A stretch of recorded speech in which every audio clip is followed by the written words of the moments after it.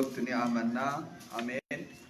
Maqaa Abbaa, kan Ilmaa, kan Hafuura Qulqulluu, Waaqayyo tokkotti ni amanna. Ameen. Maqaa Abbaa, kan Ilmaa, kan Hafuura Qulqulluu, Waaqayyo tokkotti ni amanna. Ameen. Waan hundumaan dursaa Waaqayyo gooftaan gooftotaa, Waaqayyo mootichi moototaa hundaa kan qabu, hundumaas gochuu inni danda'u, biyya keenya nagaa taasisee hunduma keenyaafis immoo nageenya nu laatee har'a geenyan seene, har'a geenyee dubbii isaa dubbii fayyinaa, dubbii isaa dubbii jireenyaa akka waliin barannuuf guyyaa har'aa kanaan waan nu ga'eef, guyyaa har'aa kana keessaas immoo yeroo kanaa iyyamee waan nu laateef galanni ulfinni oqubaan guddinni Waaqayyootiif haa ta'u. Kabajamoo abbaa keenyaa Liqati Buhaan luba Girmaa Taatoo itti gaafatamaa mana lubummaa aanaa kanaa, kabajamtoota hojjettoota mana lubummaa akka waliigalaatti, kabajamtoota hojjettoota mana Waaqayyoo, kabajamtoota abboota luboota, obboloota daakunoota, kabajamtoota maanguddoota biyyaa, abbootii fi harmootii, kabajamtoota dargaggoota, kabajamtoota daa'imman, hundumtunuu jaalalleen qulqullootaa, jaalalleen tolootaa, kan Waaqayyo abbaan keenya jaallate kan jaallattanii, kan Waaqayyo abbaan keenya kabaje kan kabajjanii, galaa karaa dheeraa deemuudhaaf jettanii hunda dhiistanii yeroo ammaa kana mana galgalaatti kan argamtan hundi maqaa Waaqayyootiin akkam jirtu? Ameen, ameen. Galanni ulfinni oqubaan guddinni Waaqayyoof haa ta'u. Baga geessani, baga ittiin siin ga'e. Maatiiwwan Waaqayyoo waa guddaa keessa nu dabarsee, waa guddaa keessatti nu eegee, dhugaadhuma guyyatti har'aa kana geenyee akkaataa kanaan mana isaa keessatti teenyee galaa akka qopheeffannuu fi nu dandeessiseera. Galaa takee jennee akka galateeffannuuf ittiin nu ga'eera. Baga geessan, baga ittiin siin ga'e. Ameen. Itti tolee jaallatee galata kan luboota 24 kan suraabeen, galata warra teessoo saabatan kan kiruubeen, galata ergamoota isaatii baay'inni isaanii akka bokkaa roobuu kan ta'e jaallatee simatee kan fudhatu Waaqayyo, akkasuma kan abbootii keenyaa, kan haadhotii keenyaa biyya lafaa hamtuu taate kanarraa adda ba'anii dhagaa boraafatanii, baala hafatanii, fixeensa raafatanii kan jiraatan galata isaanii fudhatee kan itti gammadu, kan isaan eebbise Waaqayyo galata keenya kanas nuuf haa fudhatu. Egaa gara barumsa keenyaatti tuunsanii fuula duraa waan gabaabduu tokko gurran si buusa. Inni jalqabaa har'aa ga'uun keenya dandeettii keenyaa miti, cimina keenyaa miti, qabeenya keenyaa, beekumsa keenyaa miti. Eenyutu nu iyyamee jennaanii? Jaalala Waaqayyoo taanaan. Kanaafuu guyyaan isaa mijachaa yoo ta'u baatellee dhugaadhaa guyyattiin kun waggaatti har'a malee nagarru. Kanaaf edda dhufne immoo waan dhufneef eebba sadarkaa tokko ittiin jiraannu fudhannee galuu qabna. Kanaaf maalan jechuu barbaade? Tasgabbaatii Waaqayyoon dhaggeeffadhaa, tasgabbaatii eebba fudhadhaa galaa. Dubbii Waaqayyo akkas jedha Maxaafa Fakkeenyaa boqonnaa 1 lakkoofsa xumuraa irratti, namni tasgabbaa'ee Waaqayyoon dhaggeeffatu tasgabbaa'ee jiraata jedha. Bara kana keessa jiranaa tasgabboofnee jiraachuu danda'amneerra. Barri keenya bara yaaddoodhaan dabarsine. Dhugaadhumatti fulbaana tokko Waaqayyoo galmee haaraa kan namni ittiin barreeffatini, kan baranaa kanaa galmee tokko fuula 366 qabu nu laata. Egaa galmee kana irratti barreessine hin barreessine hin beeknu, galmeen 363 xumuramee 3 duwwaan nu hafee jira. Galmee 3 fuula 3 duwwaan nu hafe. Galmee nuu kenname galmee haaraa keessa galmeen haaraan sun fuula 366 qaba ture. Kana keessaatii 363 raawwataniiru, kan nu hafate fuula 3 duwwaan. Egaa fuula 3 ishee hafte kana kan bara Luqaas kana kan bara 2015 kana waan bareedaa tokko, waan gaarii tokko irratti katabannee ganna.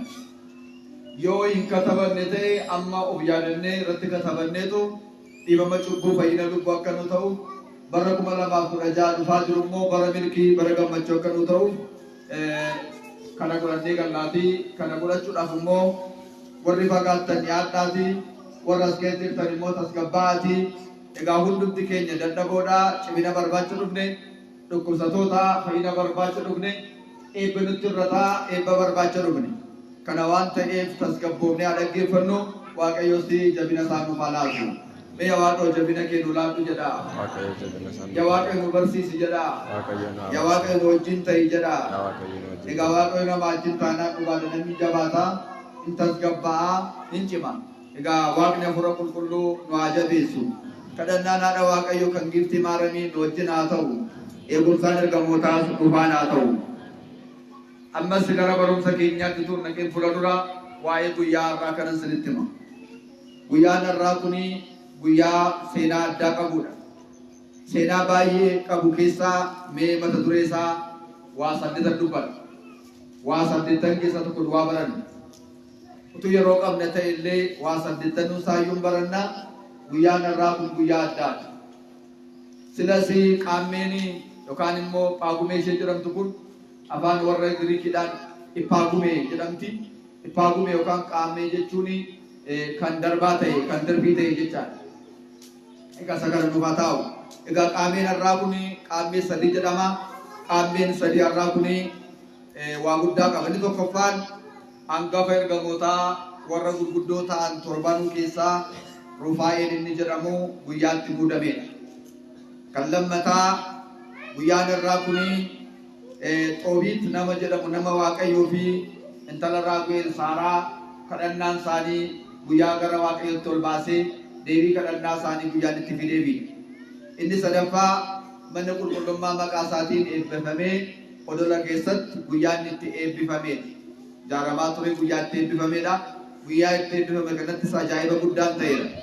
Inni arfaffaan Malkiiseedeq sanyii Kaam keessaa kan ta'e mootii nagaa mootii qajeelinaa kan ta'e hiddi dhaloota isaatiillee jalqabaaf xumura hin qabu kan jedhame guyyaan itti gara Waaqayyootti ol ba'edha. Abbaan kun bara Abrahaam dura kan turedha. Asximii abbaa keenyaa Addaamiif haadha keenya Hewaan kan eegaa turedha. Xanaa kan turedha. Abrahaamiidhaaf illee mannaa waaqarraa gadi bu'ee kan laateedha. Abrahaamin kan eebbisedha. Seera uumamaa boqonnaa 14.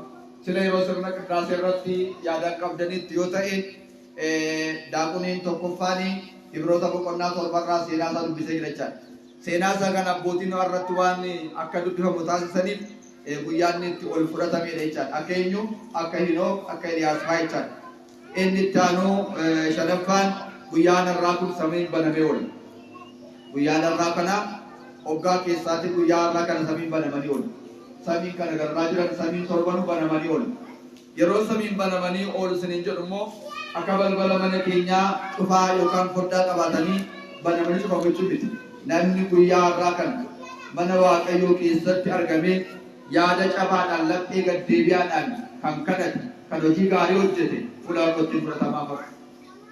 Akka sakaleessa dheengaddaa duumessaa gaditti nafu waadaa ergamaa kanaan seeneedhaan jira waan ta'eef fuula Waaqayyootti naga'ama.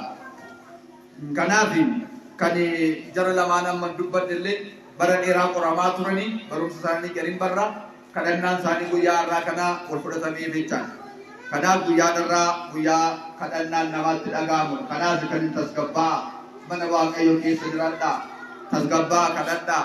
Tasgabbaa hojii gaarii hojjedhaa. Har'a ol fudhatama. Akka sakaleessa dheengaddaa miti. Guyyaa har'aa kana kan kadhatu numa dhaga'amu ol baaf.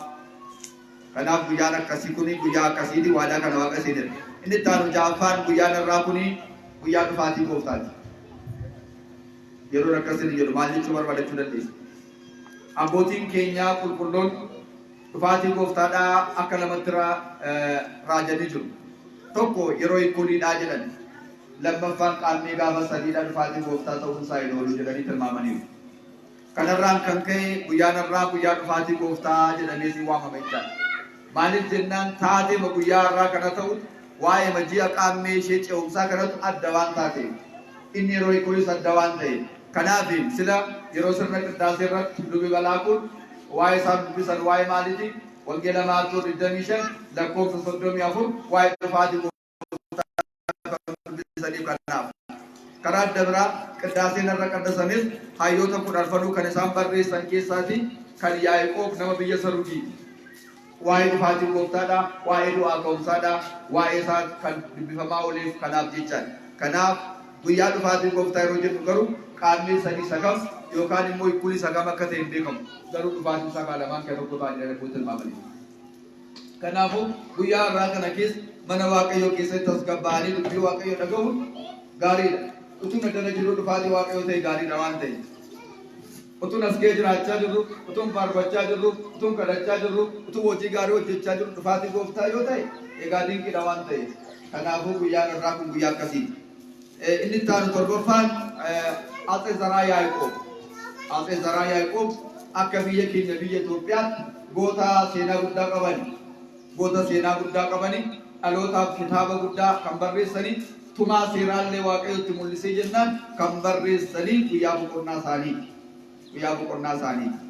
Egaa walumaa gala 8ffaa irratti guyyaa har'aa kanaa saballi mana waaqayyoo keessaa kennamu guyyaa irraa kana bokkaan waaqarraa roob qorichi dhukkuba kamiidhaaf seexanan baasaa dhukkuba kamitti nama fayyisa abbaa amanee fudhate.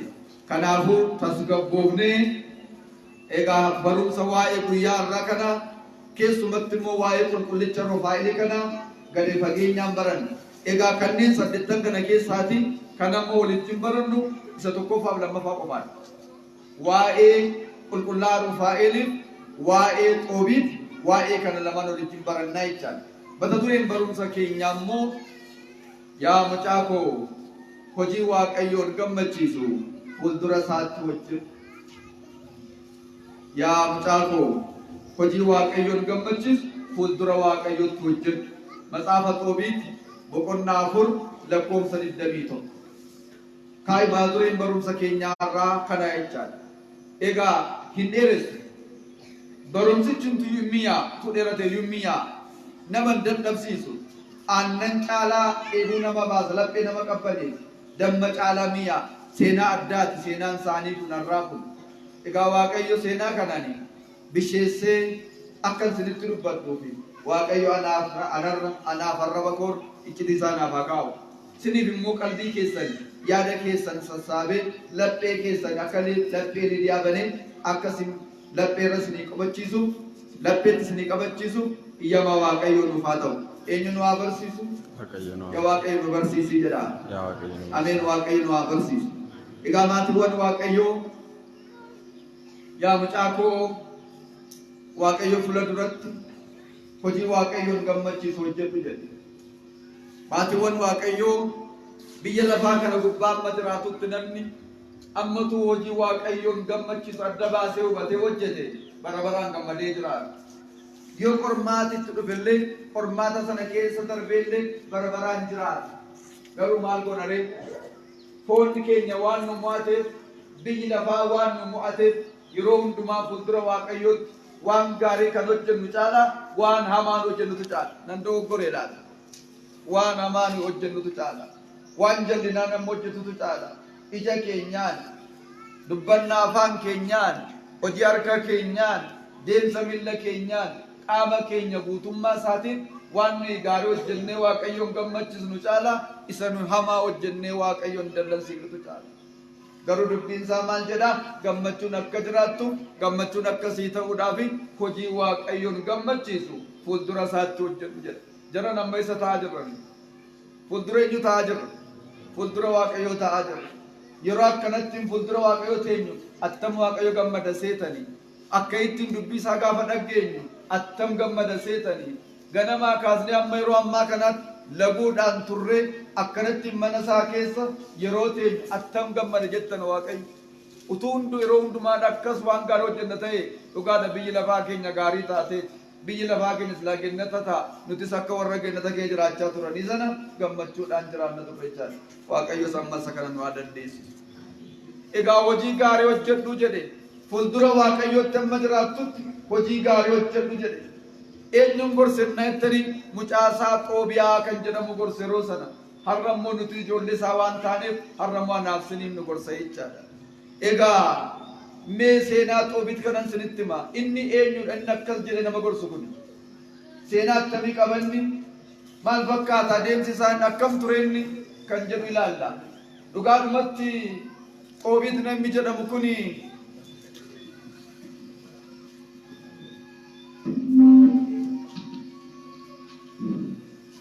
tole gaarii dhagaa. Namni kun nama akkamiiti jettanii namni kun dhugaadhumatti maatiiwwan Waaqayyoo kutaa biyya Galiilaa qomoo ijoollee Yaaqoob 12 keessaa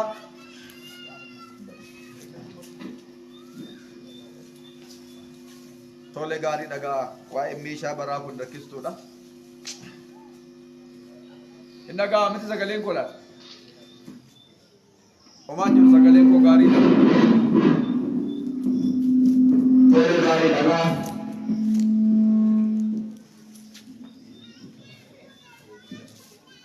Nagada ijoollee Yaaqoob 12 keessaa nagada Niftaalem kan jedhamu keessaa kan dhalateedha.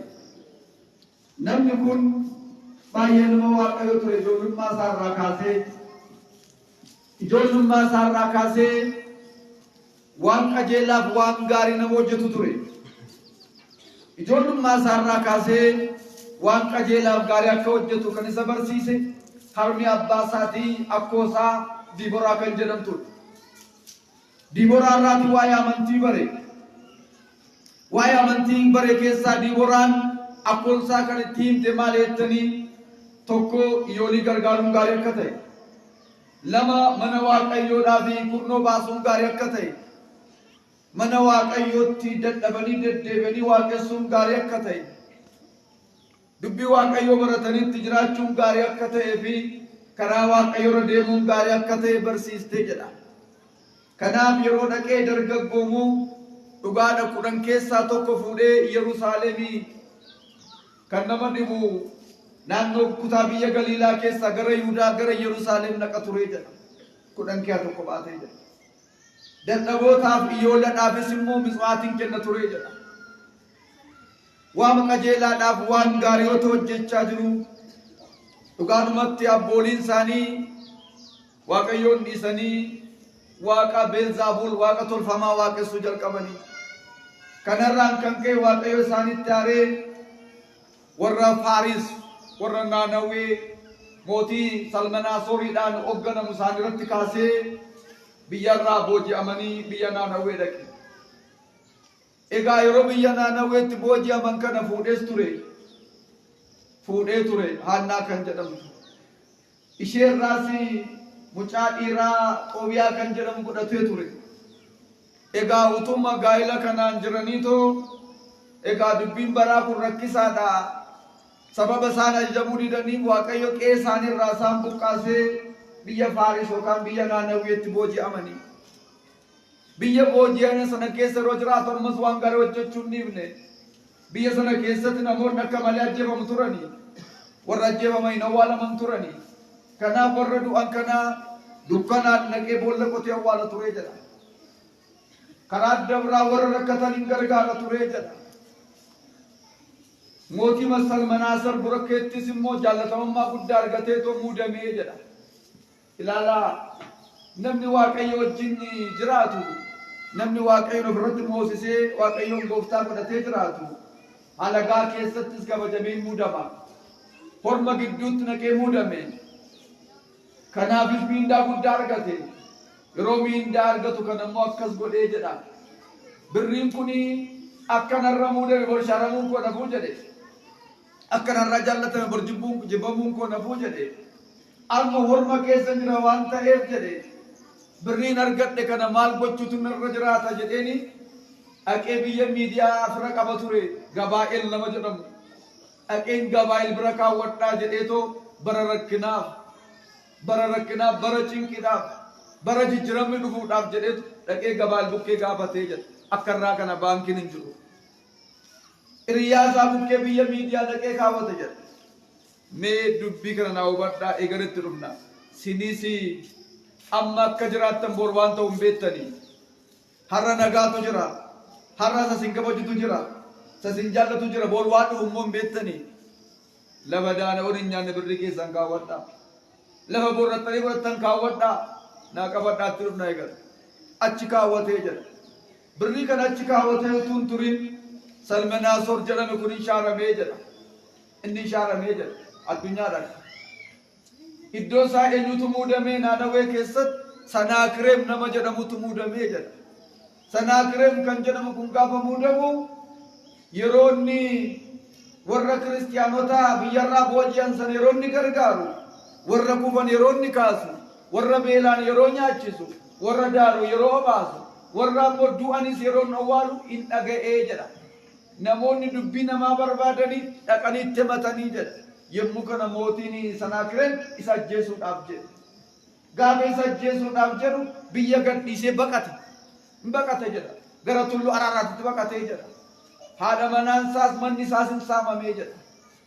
laalaa jarana biyya lafaa wanta inni qabu biyya lafaa keessa muudamuun akka jiru mushaaramuun jira kabajamuun akka jiru salphachuun jira argachuun akka jiru immoo dhabuun jira kunatu isa mudata yemmuu kana guddaa mattiin gaddee guyyaa 55 dhokatee taa'e guyyaa 55 dhokatee taa'e haadha manaa isaarraa adda ba'ee mucaa isaarraa adda ba'ee jireenya isaarraa adda ba'ee guyyaa 55 dhokatee taa'e guyyaa 55 keessa fira tokko qaba ture jedha maqaan fira kana Akaakiroos jedhama inni immoo oduu isaa gaafa dhaga'u dhaqee mootiitti mee mootii kadhatee mootiitti deebisee araarsee jedha mootiitti gaafa deebi'ee araaramu haati manaan isaas hin deebi'an gaafa deebi'an garuu manni hin jiru gaafa deebi'an garuu jireenyi hin jiru ilaala sabiyyaa miti lafa boojii amanitti yu kan ijaarratan jecha biyya ormaa keessatti lafa jiraachaa turanuu jecha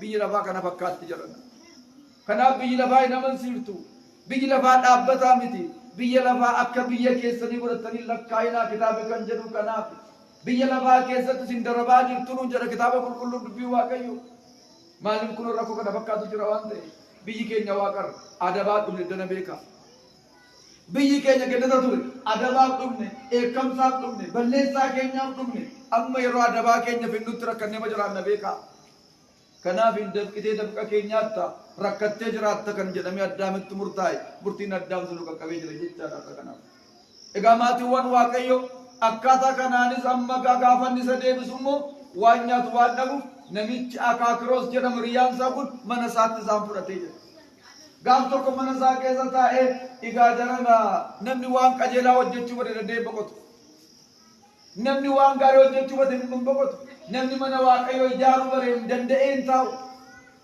namni waaqayyoodhaaf misaatii kennee bu'aasaa bare namni tsoomii bare namni qiddaasee bare namni faarfannaa bare namni qaddasiisuu bare danda'een taa'u xoomiit waan gaarii hojjechuu bareera waan ta'eef ammallee rakkina kaleessaa irraanfatee warra rakkatan gargaaruu jalqabee jedha warra rakkatan gargaaruu jalqabe warra kufan gargaaruu jalqabe ofii isaatii miidhamee kana isaa gadi miidhamanii jiran gargaaruu jalqabe jecha kan amma isaan geenye gaaf tokko warra rakkatan kana gargaaraa ture akkasuma immoo warra du'anillee dhokatee dukkanaan daawwatee dhaqee awwaalaa deebi'ee galee saafaan itti baatee jennaan muka diimaa oo jedhamu tokko jala ciise duddaan hin dadhabee sin beela'es waan ta'eef muka diimaa oo jedhamu jala gaafa ciisu muka sana gubbaa simbirroonni udaan isaanii summii ta'e jiruyyuu akka carraadhaa fuula isaarratti udaan isaanii tufan simbirroonni kun fuula isaarratti gaafa udaan isaanii agan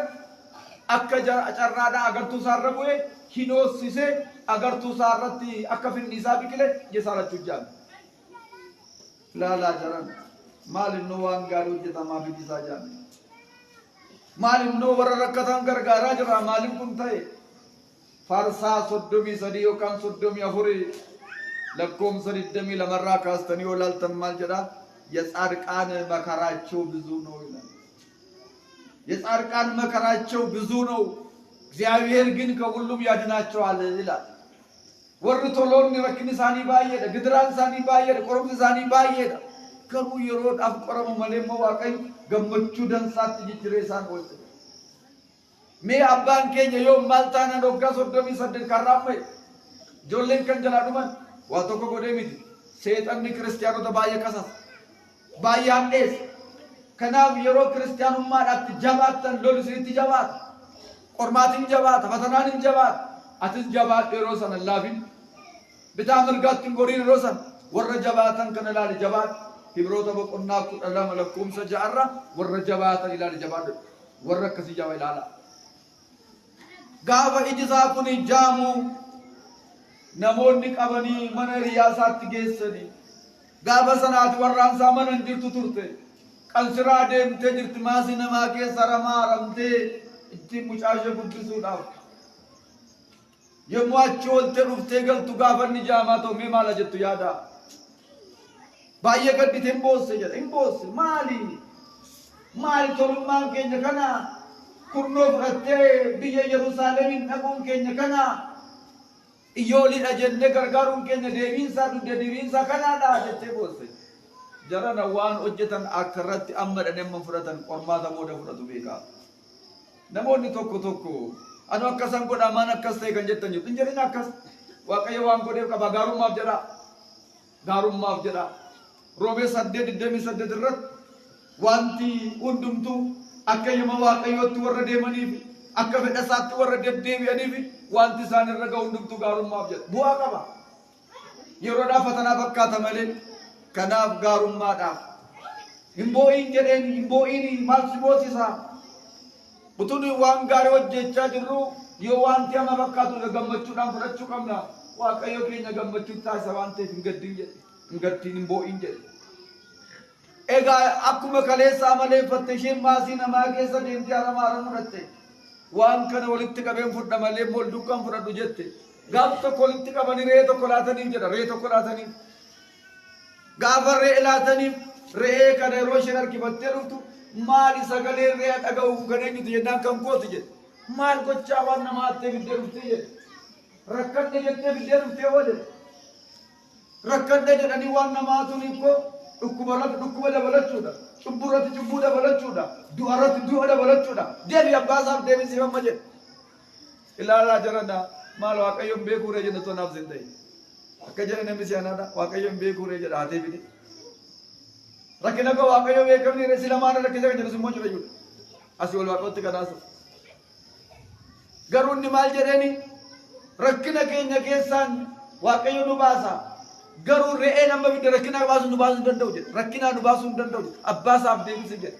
dhugaa waaqayyo ani nan gatii dadhabbii kootii walitti fidanii naa laatan malee jettee jedha akkuma jette sana maatiiwwan waaqayyoo jiraachuu jalqabanii yeroo jiraachuu jalqabanii boqonnaa afur gubbaarratti matsaafi Xoobit kuni boqonnaa 14 qaba amma gaa waan boqonnaa 14 dana ulti beesinti man gabaabse singaluu garaa dubbifadha baay'ee nama boosisaa baay'ee nama cimsaa baay'ee nama jabeessaa keessumaa keessatti bara hamaa ammaa kana keessatti barumsi kun barumsa nama tumsudha boqonnaa afur gubbaarratti galgala isaa gaddee boo'ee kadhate jedha galgala hedaa kana afuritti saditti bari'u kana gaddee boo'ee kadhate maal jedhee boo'ee kadhateeni yaa waaqayyo koo anamma abbootii kootiin ga'uu gidiraan koo rakkinni koo baay'ateera bakka naaf gara keetti na waan afuratu anamma abbootii akka Iyyaasuudha akka Eliyaasiidha ana akka amma abbootii kootiin ga'u bakka rakkina kana dadhabeera ani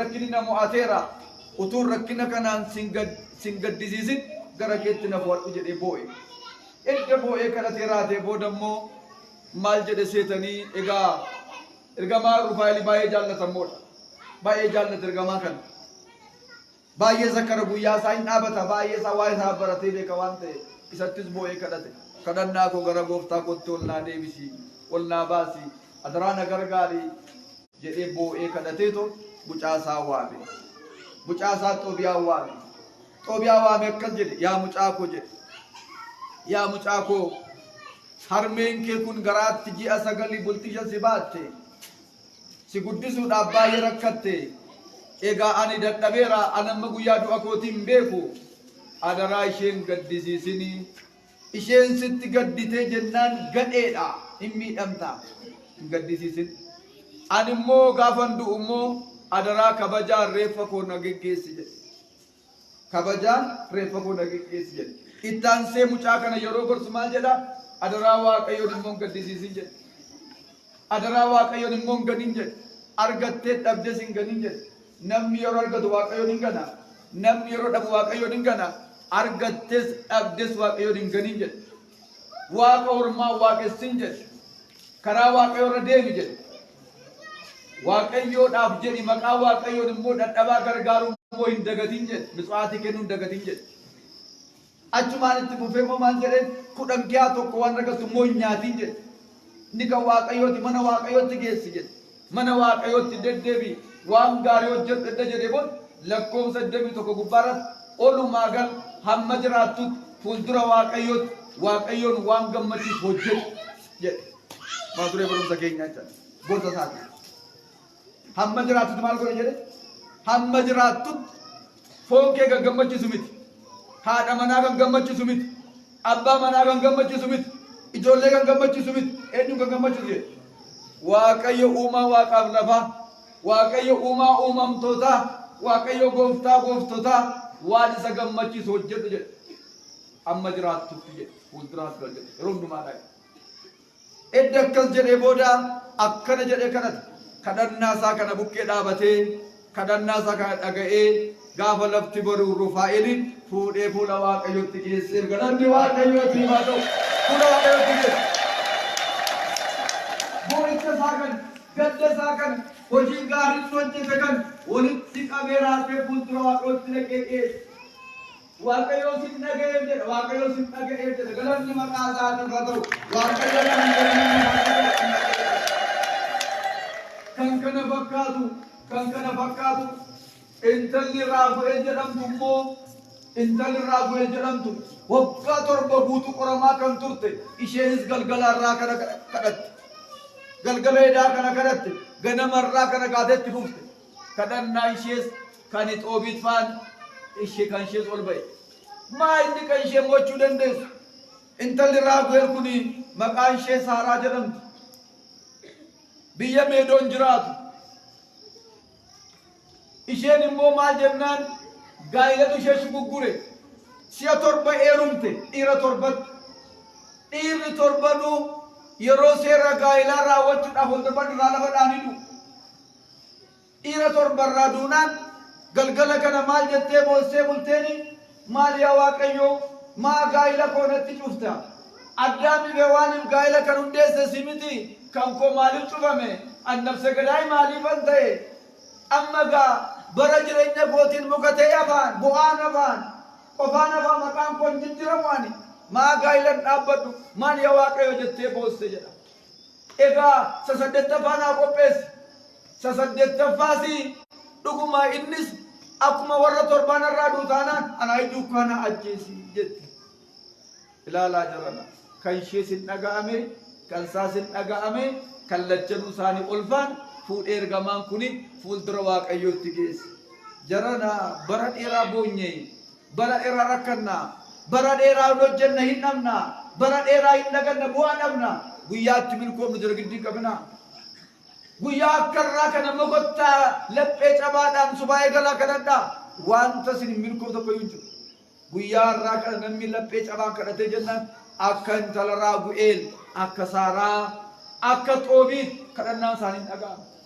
Egaa kadhannaan kun fuula qaatti hin dhaga'ame waaqayyo gaafa qaammee 3 ganama barii gara isaaniitti erga gargaaruudhaaf mee akkamittiin dhaqe mee maal gargaare lamaanuu isaanii akka inni itti gargaare ajaa'iba nama dhiba nuunis akkaataa kanaan waaqayyo ergamaa isaa kanaan nu haa gargaaru. Egaa gabaabseen isinitti hima akkas jedha maatiiwwan waaqayyo amma jedheeni Xoobiit mucaasaa Xoobiyaa waa bedda gorsee raatee booda ganama barrii kana gaafatu maal jedheeni ammani gaafa rakkinaadhaa birrii kaawwadheen jira biyya miidiyaadhaa biyya Raagiskee jedhamu kaadheen jira garuu utuu achi birrii qabu rakkachaa jirra gaafa rakkinaaf jedhee kaawwadheen jira amma gaa achi deemtee birrii kana naaf fidda xaliyaa barreessi xaliyaa kana fuutee dhatta abbaa kootu na ergettee dhattee biraa naaf fidda jedhe. Abbaa koo sin galateeffadha abbaa koo sin jaalladha sin nan ergama sin kabaja garuu anoo biyyichi fagoodha anoo manaa bahee karaa dheeraa deemee hin beeku akkamitti nan achi deeme naqeessi fidaa jedhe amma gara magaalaatti bahe gara kanaatti namachi deemu barbaade namachi deemu gaafa agartuu dhaqi waan kottu damoozan kaffalaa fi si geessee si fidiyaa dhufuuti jedhe karaatti bahe gaafa karaatti ba'u dargaggeessa bareedaa tokko arge mucaan yoo isaa dhaabattaa jedhetu mucaan hin gaafatin dargaggeessi kun abbaa koota akkas akkannaan jennaananii kanaaf nama warra abachi deemaan jiraniyo namicha gabaa'ee jedhamu immoo fira kootanuu beekaa mana isaan ture kanaaf usin geessaa been wajjin nannaa'e edakkas ta'e immoo gaariidha ati maqaan kee eenyudha jedhe gaafate maqaan koo Azaariyaa jedhamaa garuu eenyudha Rufaa'ilii galanni waaqayyooti masa garuu eenyudha qulqulluu Rufaa'ilii habee hojii waaqayyo nama dhibaa qulqulluu Rufaa'ilii ana Azaariyaadha jedhee nama fakkaate amma isa gargaaruu dhufe hin beektu gaa kitaaba qulqulluu keessatti gamoonni waaqayyoo baay'een isaanii kaleessa nama fakkaatanii nama baay'ee gargaaraa turan nama baay'ee gargaaraa turan hin beektu looxiin gaafa magaalaa badiisaa keessaa baasanii qulqulluu Mikaa'eliif Gabri'eeliin nama fakkaatanii dhaqan wanti kana fakkaatu baay'een jira egaa yeroo kootiif jecha isin hin caqasu kanaaf amma gaa akkas jedhe booda mucaan manatti fiige abbayyi argeeraa jedhee argeera dadaabicha kana jenna hinkoo akkasitiin ta'u dhaqii isa waami kottu nan qoradha eessa akka ta'e maqaan isaa eenyu akka ta'e qomoo eenyu akka ta'e nan qoradha olii galtee uuma wajjiniin malee akkasumaan hin nattu ati jedhe dhaqee mucaan waamee dhufu gaafa waamee dhufu iji koollee sin argu ati maqaan kee eenyudha jedhe xoobii maqaan koo Azaariyaa jedhamaa jedhe gosa warra eenyu keessaa jedhe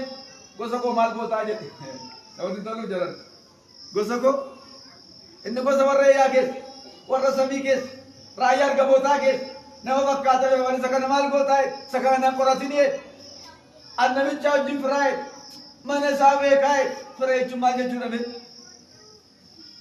fira jechuun maal jechuudha maqaa isaan dhaabataam gabaa'eeltu akka xoomiitti maqaa isaan dhaabata maqaa Rufaa'iliin dhaabata kanaaf fira isaati inni immoo gaafa rakkinaa fira ta'ee dhaabataa waan ta'eef yaa jarana dubbiin sinii bagaltu maqaa ergamootaan dhaabadhaa fira godhadhaa fira lafarraa bichaan baafatina warra waaqarraa fira baafadhaa warra fira waaqarraa namni godhate gaafa rakkinaa harka qabanii kun akka ittiin qiyyaa baasu daandii jireenyaa sitti agarsiisu warra waaqarraa fira godhadhaa warra lafarraa qofa miti inni lafarraan du'a yeroo si jaallata si gana inni waaqarraa si hin ganu beeki egaa amma akkataa kanaan gaafa deemu fagoodhaa dhiyoodhaa kan fira isaa taanaan dhufu innis gaaf tokko fagoodhaan nuti dirmata beekaa jaalala waaqayyoon nuuf haa ta'u egaa maal godhan seetarree maatiiwwan waaqayyoo yeroo karaarra deemu harka isaa qabee beela'eennaan beela naa baas dheebodheennaan dheebuu naa baas kufeennaa wal naa kaas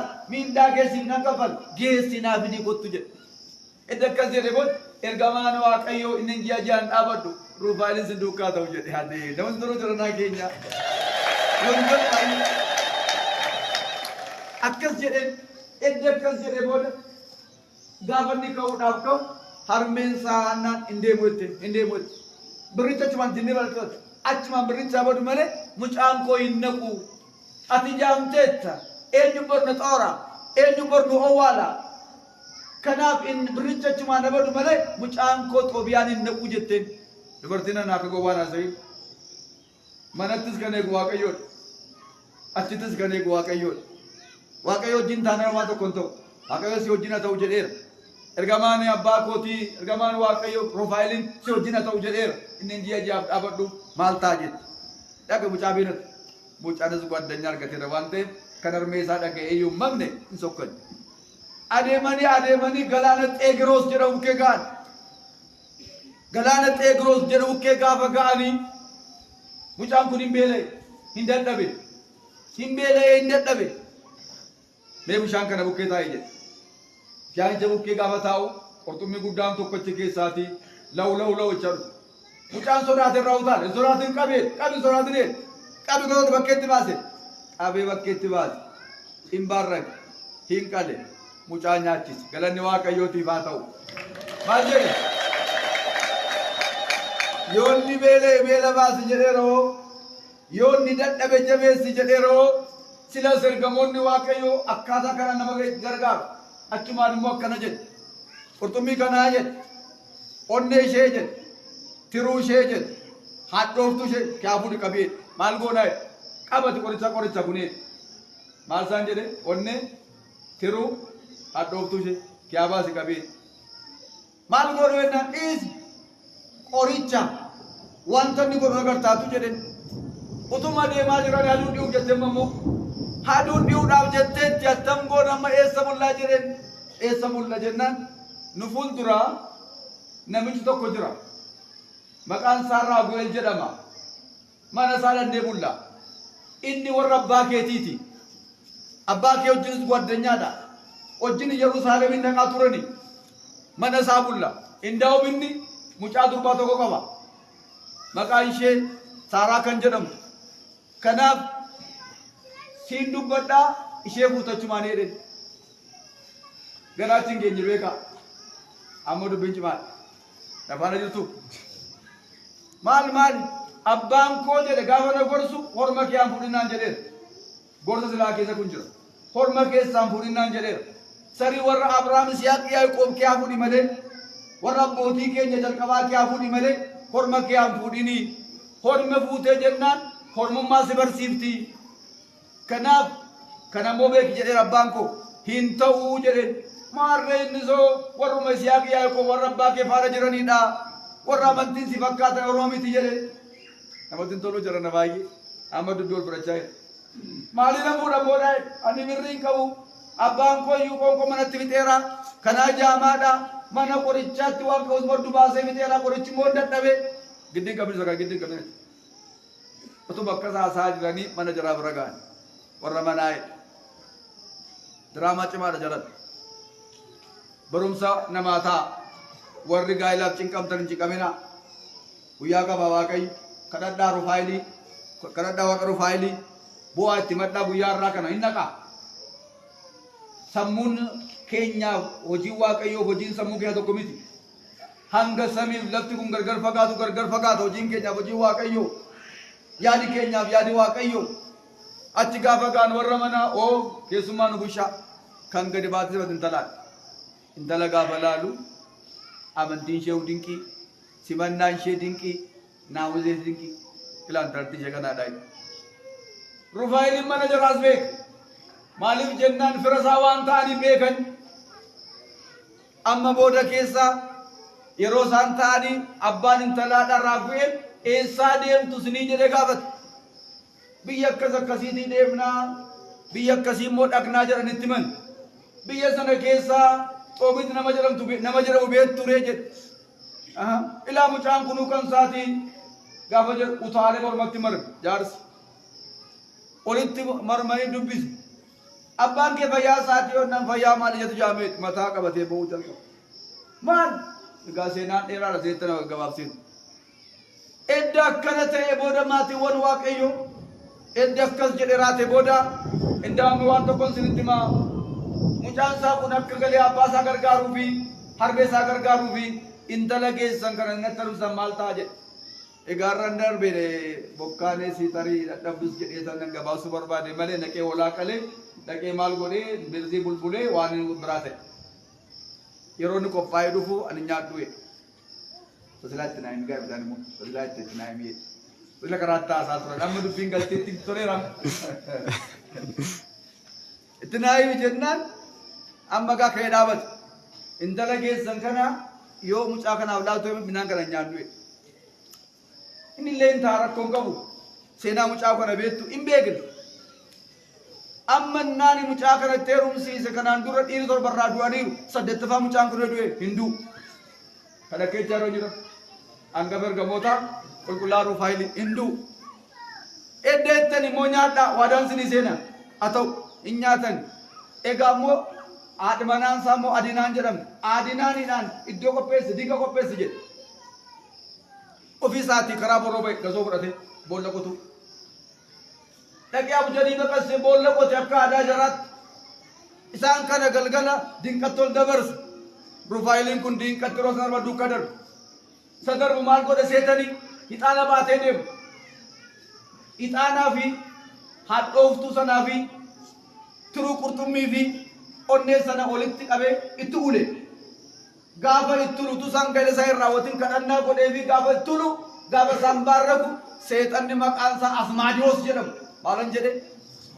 Asmaadiyoos jedhamu. Carraan tana kanaadhaa qabee dhiira jaarraa torbarraa kan ajjeese. Iyyee caraanee gaafa haarri ixaana kanaadhaa yeroo inni itti ulu irraa caraanee bahe. Galanni Waaqayyootiif haa ta'u. Irraa caraanee bahe. Eegda sanaa booda gaa'ela isaanii raawwatanii. Abbaan ganama barii ka'uun isanii jennaan qaxxisee dhaqee jedha. Qaxxisee dhaqee. Qaxxisee dhaqee mucaa tokkotti erge. Mee du'anii yoo ta'e namatti himu, nama waamu, warra dirii waamu, qofaa maqoo maatii wajjin dhaqee owwaala. Inni miilanaa lamaan isaanii hin ta'in hudduu isaanii jedhee jedha. Mucaan gaafa dhaqu isaanoo fayyaa isaaniiti jedhee fayyaa isaaniiti.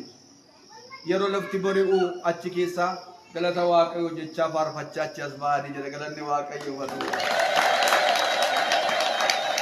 Gaa'illi isaanii milkaa'ee seexanni isaan qoru irraa ifatamee mana isaanii keessaa ba'ee faarfachaa galata Waaqayyoo jechaa achi as ba'anii jedha. Abbaanis hin gammade fira isaa waame guyyaa 40 guutuu dhangaa dhaqee qalee nama nyaachisuu qaba. Firri koo waggaa 7 naa wajjin gadde amma naa gammaduu qaba jedhee jedha. Waggaa 7 kan gaddaa turan. Mucaan kun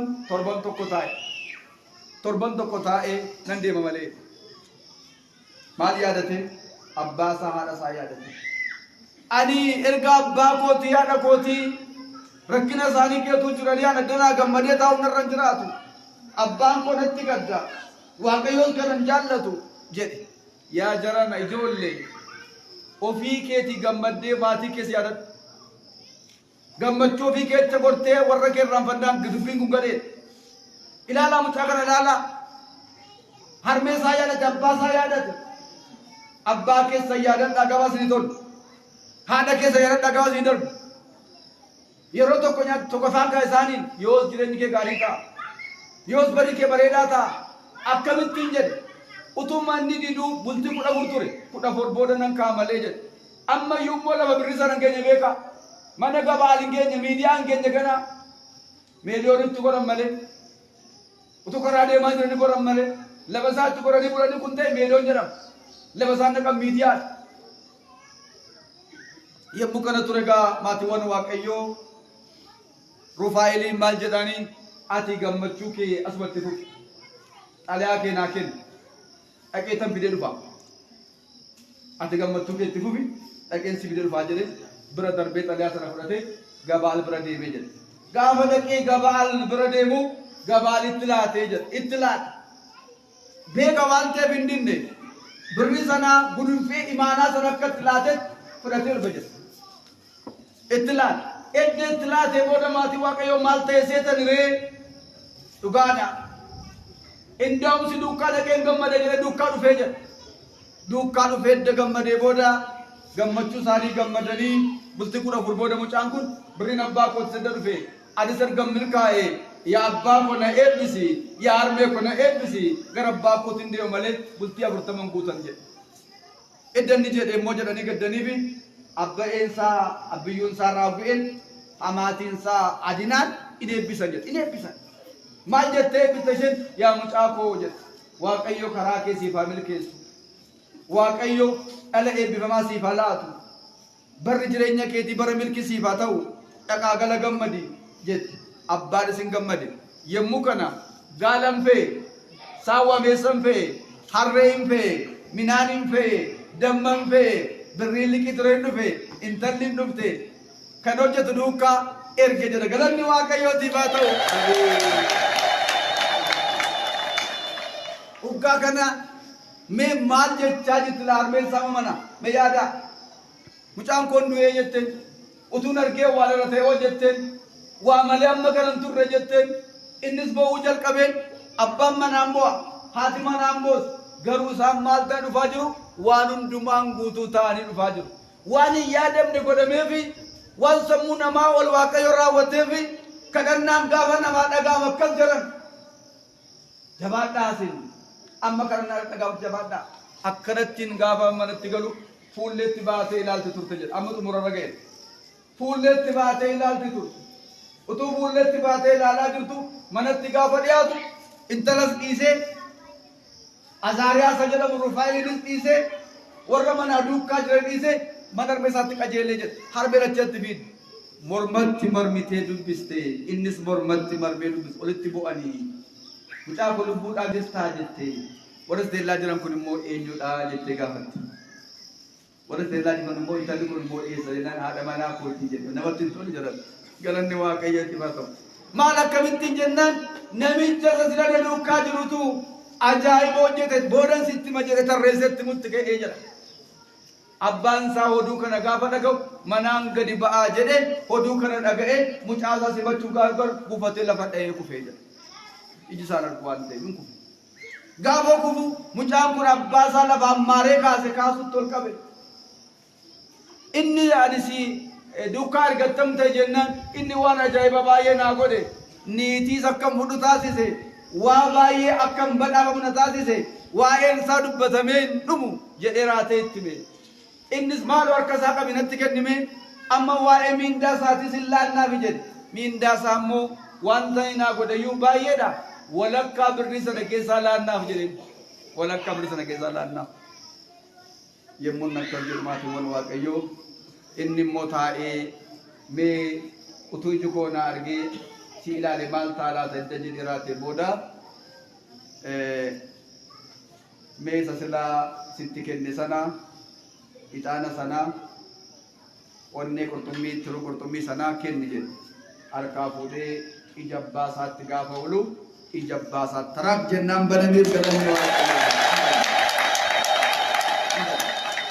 gaafa inni banamu dinqii guddaatu ta'ee egaa oolumaa gala oobiif waggaa 158 jira yeroo iji isaa jaame nama waggaa 70 ture edda sanaa booda garuu waggaa 158 jira mucaan kunis waggaa 127 jira sooromanii alaan mana wallaalanii abbiyyuu isaas abba'ee isaas harmee isaas seeraan geggeessee qabeenya abbaa isaatis kan abbiyyuu isaatti ala jiraate jedha galanni waaqayyootiif haa ta'u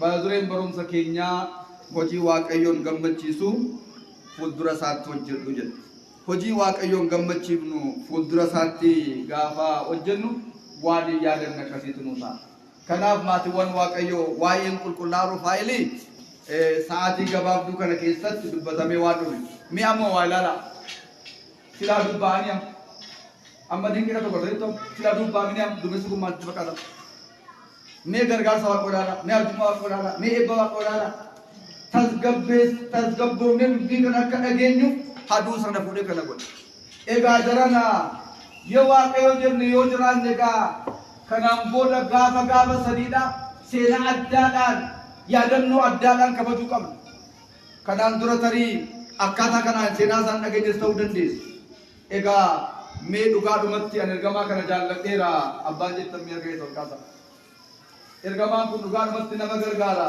ani jaalladheera abbaan jettan ani fira isaati abbaan jettani mee argaa jiru akka keessan olkaasaa jirtu inni fira saniif haa ta'u inni hunda keenyaaf fira haa ta'u akkuma Xoobiyaa akkuma intala Raaguel gargaare nu haa gargaaru akkuma irruu isaanii guutee irruu keenya nuuf haa guutu warri gaa'ela isaanii shogore gaa'ela isaanii nuuf haa guutu